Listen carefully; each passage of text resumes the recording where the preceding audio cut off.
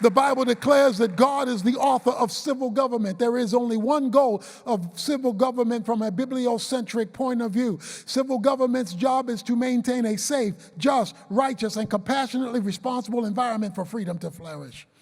In the Garden of Eden, where God was the first governor of the first government for mankind, there was broad freedom. From every tree of the garden you may freely eat. Limited regulation, only one tree you can't eat. Dire consequences if you mess with the limited regulation.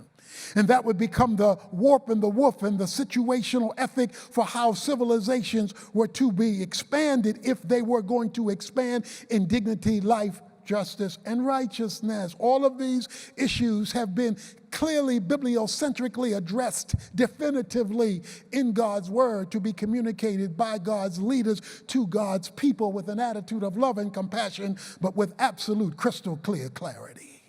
And so it said that was the absence. You know, I don't like apples. Apples are not my favorite fruit. I'm an orange and banana kind of guy.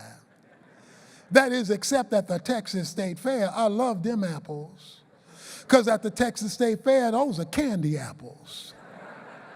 But my doctor tells me that once I eat candy apples, the apple is of little or no nutritional value because it's been dipped in liquid sugar. And while it is sweet to the taste, you've canceled out its nutritional benefit. What we've often done is use God's truth and then dip it in human opinion and wonder why the word does not work. Jesus says, you do nullify my word with your tradition. You cancel its effect when you coat it with the culture. We are to speak to the culture. We are to be relevant in the culture, but we are not to coat God's truth with the culture because we cancel its nutritional transforming value.